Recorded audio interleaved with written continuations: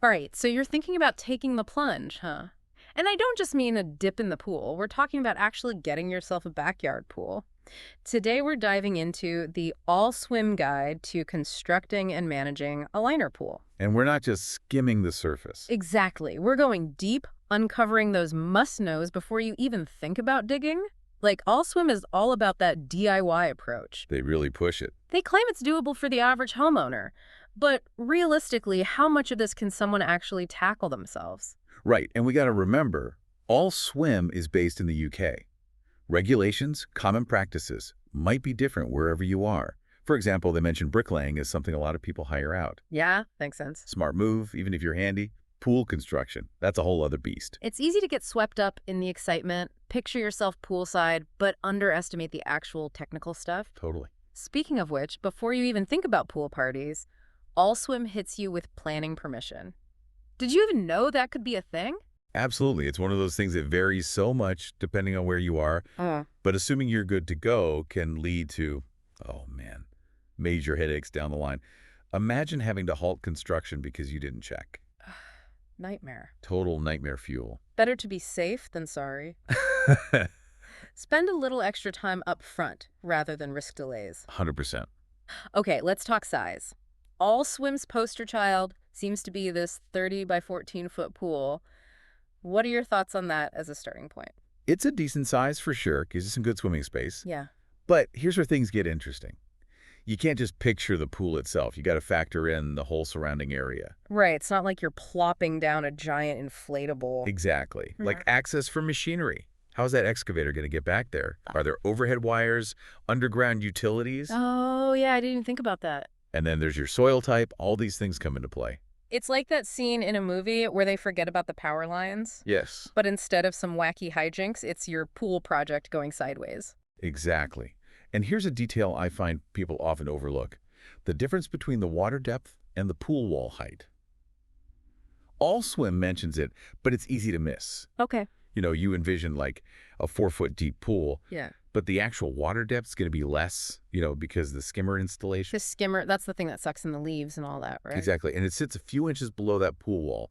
All Swim recommends maintaining the water level, about halfway up the skimmer, opening for optimal skimming. Oh, I see. So that ultimately affects your swimmable depth. Right. So if you don't factor that in early on. You might end up with a shallower pool than you expected. Exactly. Okay, so we've established that pool building, it's a bit more than just add water and swim. A bit more, yeah. There's a lot to consider. So let's talk liner pools specifically. I've always heard that they're like the more budget-friendly option. Yeah.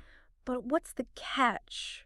Well, I think the perception of liner pools has really evolved. Right. It used to be very much cheap and cheerful, but today's liners, they're surprisingly sophisticated. Interesting. All Swim really emphasizes their durability now. Okay. We're talking resistance to UV, chemicals, even punctures. Yeah. That wasn't always the case. So not your grandma's pool liner. Exactly.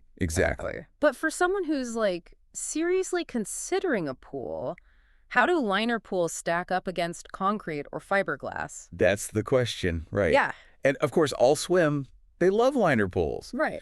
But you're right to, zoom out and look at the bigger picture. Concrete pools, they're like the gold standard. Yeah. Longevity, design flexibility, you want some weird shape. Right. Built-in spa, whatever crazy idea. Unlimited possibilities. Concrete is your answer. Yeah. It'll cost you, though. Of course. What about fiberglass? Fiberglass seems like the middle child, right? Yeah, I think that's a good way to put it. Not as glamorous, maybe a little more practical. Yeah, fiberglass is prefabricated, so installation's quicker. Yeah. But you're limited to existing molds for the shape. They are durable, but not indestructible like concrete. And liner pools, most affordable up front, but those liners, you are looking at replacements every 5 to 10 years.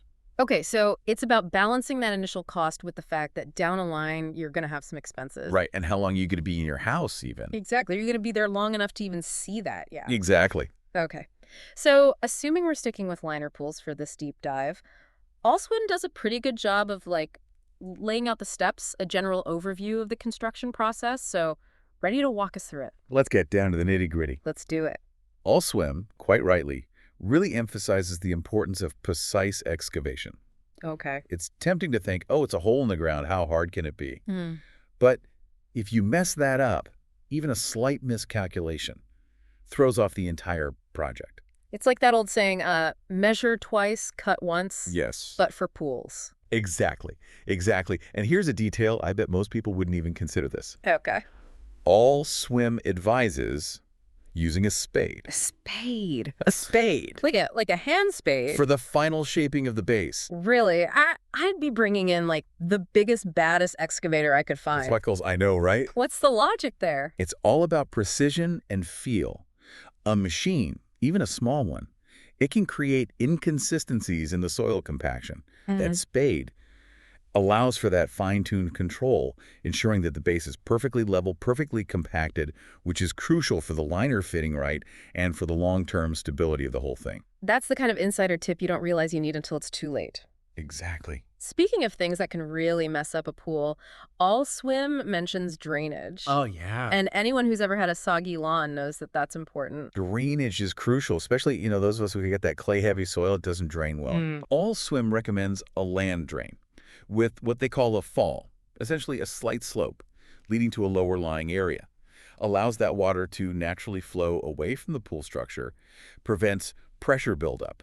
Because if you don't have good drainage, you get that pressure buildup, it can actually damage the liner, in extreme cases, even cause the pool to lift. Wow, okay, that's way more intense than I pictured. Yeah. So it's not just about keeping the pool water in, it's Right. about managing the water around it too. 100%.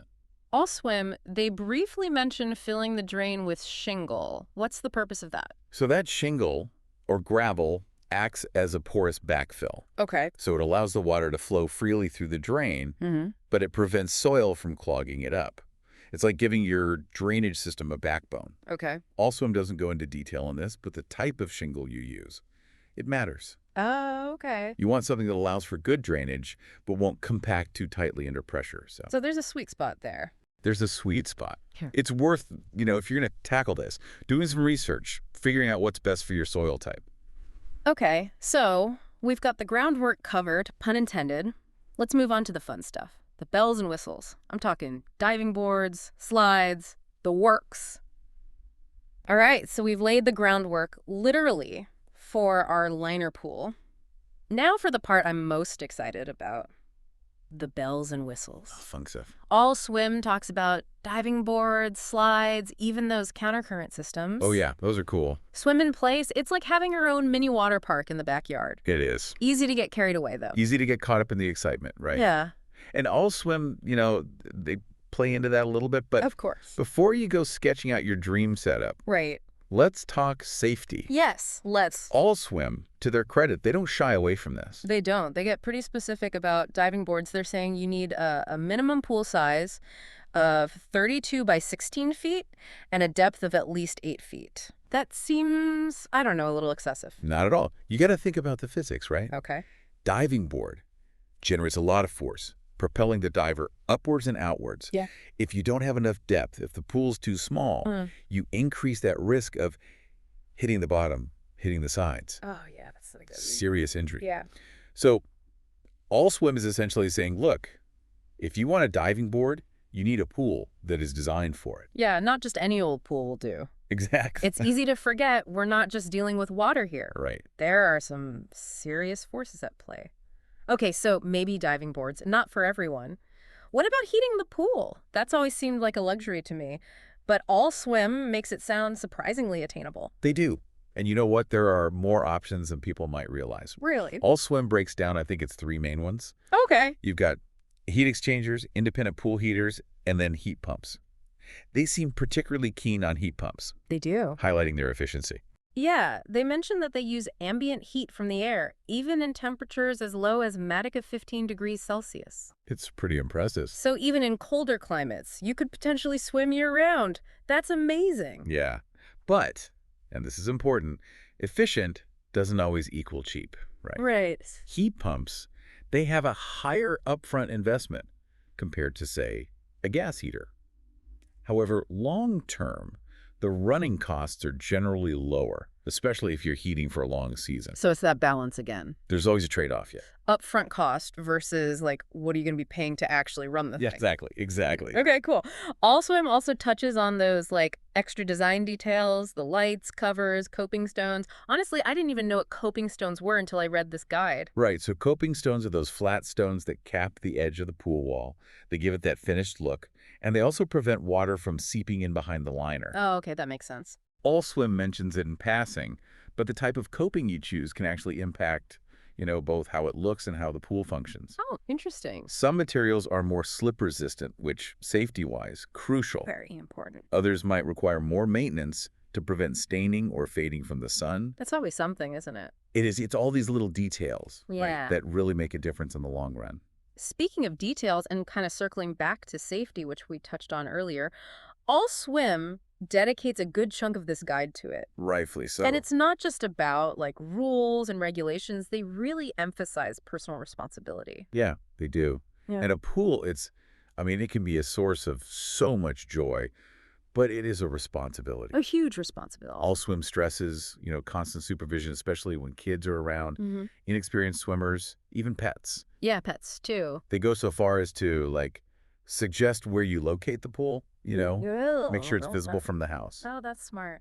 So you can keep an eye on things without, having to be, like, right there on top of them the whole time. Right. You don't have to be a helicopter parent on the pool deck all day long. Exactly. Okay, what else? Fencing, alarms, safety covers. Right.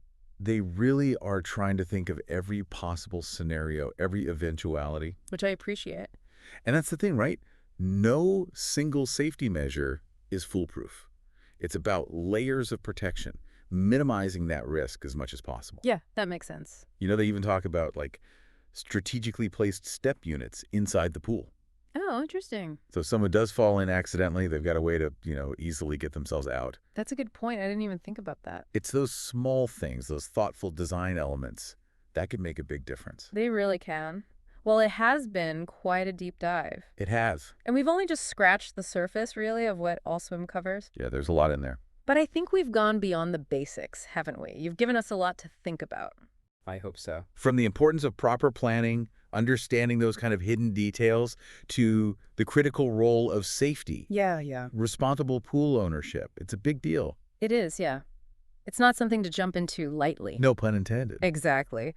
But I think what we've also highlighted here is that building a pool, it is a very personal project. It is, yeah. There are technical aspects, of course. Right. But ultimately, it's about creating a space that brings you joy that fits your lifestyle. That's such a good point.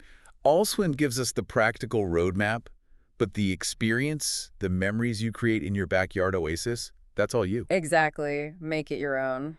So to our listeners, as you embark on this exciting and maybe slightly daunting journey, Definitely daunting. remember, it's not just about building a pool.